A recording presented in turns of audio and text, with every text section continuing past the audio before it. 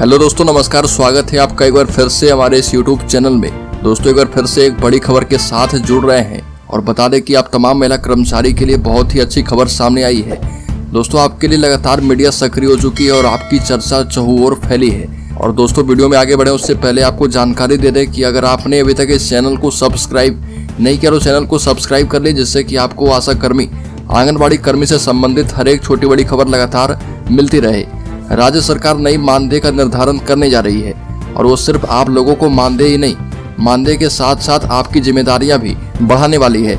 यानी कि आप लोगों के मानदेय के साथ साथ अब काम भी बढ़ने वाले हैं। कर्मचारी में गुस्सा इस बात को लेकर भी है कि सरकार आपको पार्ट टाइम वर्कर कह के संबोधित करती है और कर्मचारियों में इसको लेकर भारी गुस्सा का माहौल है, जिसको लेकर सुप्रीम कोर्ट का निर्देश भी आया है कि ये पार्ट टाइम वाली कर्मचारी नहीं है, ये सभी संविदा कर्मचारी हैं। और इसमें चाहे आशा कर्मी हो, आंगनबाड़ी सेविका हो, आशा फैसिलिटेटर हो, वैक्सीन कुरियर हो, जीविका दीदी हो, ममता दीदी हो, तमाम सेविका सहायिका सहित एएनएम और एनएचएम के जितने भी कर्मचारी हैं, उन सभी के हितों में सरकार को अब ये मानना ही होगा कि ये पार्ट टाइम वर्कर नहीं बल्कि फुल टाइम वर्कर है। और अगर ये पार्ट टाइम वर्कर ही होते तो जब देश में विपत्ति थी, लोगों में उहापोह की स्थिति बनी थी, क्या उस वक्त ये देश को संभालते? और जब सुप्रीम कोर्ट ने इस बात के निर्देश दिए तो सरकार स्वतः ये मानने लग गई है और सरकार अब सुप्रीम कोर्ट के निर्णय तले दब गई है। और अब सरकार ये दिमाग लगा रही कि आपके लिए जो मानदेय का निर्धारण, वो न्यूनतम मानदेय का निर्धारण तो कर ही दिया जाए, लेकिन इन कर्मचारी की जिम्मेदारियां भी अब बढ़ा दी जाए।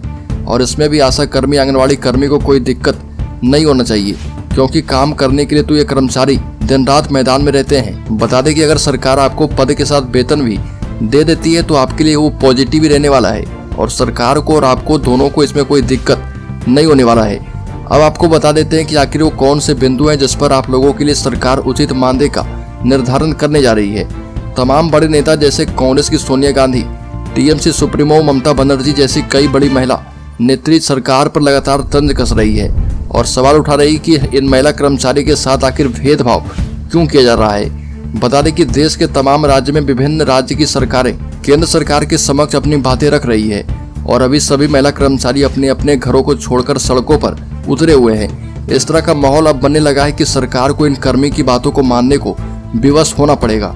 और बता दें कि सरकार आपके हितों में ऐलान करेगी, सरकार आपके लिए सरकारी पत्र पर मुहर लगाने का काम करेगी और आपको 4th ग्रेड कर्मचारी जैसी सुविधाएं मिल सकती है। आशा कर्मी, आंगनबाड़ी कर्मी की जो मांग थी 1000 में दम नहीं और 26,000 से कम नहीं, इस मांग के सहित employ provident fund, mediclaim policy, राष्ट्रीय छोटी पेंशन, अनुकंपा नियुक्ति, ये सभी आपके प्रमुख मांग हैं। भारत की मुख्य विपक्षी पार्टियां लगातार केंद्र सरकार से मांग कर रही है और आपके लगातार धरना प्रदर्शन पर विपक्ष की भी नजर बनी है। विपक्ष भी नहीं चाहता है कि आप सड़कों पर इतने दिनों तक संघर्ष करते रहें। हालांकि सरकार इन सभी मामलों पर क्या निर्णय लेती है ये तो देखने वाली बातें होगी। और आपको बता दें कि जिस मानदेय के निर्धारण के लिए बातें हो रही है, उस मानदेय का निर्धारण किन बिंदुओं पर होगा, तो उस मानदेय का निर्धारण इस बिंदु पर होगा कि आपके समकक्ष पदों को देखते हुए, उसी पदों को देखते हुए आपके मानदेय का निर्धारण किया जाएगा। और विभागीय निर्देशा मुताबिक जो समिति सरकार के द्वारा गठित की गई है, वो समिति निम्नलिखित बिंदुओं पर विचार करके आपके लिए काम करेगी। आपके मानदेय निर्धारण का प्रथम बिंदु बाजार दर तय किया जाएगा और दूसरा बिंदु उपलब्ध समकक्ष पदों का भत्ता एवं अन्य भत्तों को मिलाकर के समेकित रूप से प्राप्त योगफल इसमें शामिल किया जाएगा। और विभाग ने सभी विभागीय सचिव, प्रधान सचिव को निर्देशित किया है कि यदि नियोजित कर्मी के मानदेय का निर्धारण उचित प्रावधानों के मुताबिक नहीं किया गया तो अपने नियंत्रण के अधीन संविदा पर नियोजित कर्मियों के पारिश्रमिक निर्धारण पुनरीक्षण संबंधित प्रस्ताव सिर्फ 2-3 राज्य के लिए नहीं बल्कि सभी राज्य के लिए भेजें, ताकि मानदेय को लेकर जल्द से जल्द सही निर्णय पर पहुंचा जा पाए। आपको बता दें कि 2019 में ही आप लोगों के लिए कमेटी ने 12,000 की राशि देने को लेकर फैसला किया था और अभी जब 5 साल बीत गया है तो 2024 में कम से कम 20,000 रुपये वेतन निर्धारण सरकार को कर देना चाहिए था, जो 60% केंद्रांश और जो 10,000 रुपये के करीब देने वाली है।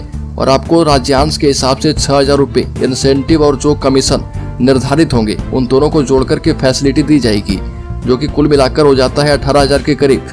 तो दोस्तों, इस खबर में इतना ही। अगर आप आशा कर्मी, आंगनबाड़ी कर्मी, आशा फैसिलिटेटर से संबंधित मानदेय वृद्धि से संबंधित खबरों को लगातार पाते रहना चाहते हैं तो अभी सब्सक्राइब करें और बेल आइकॉन जरूर दबा लें।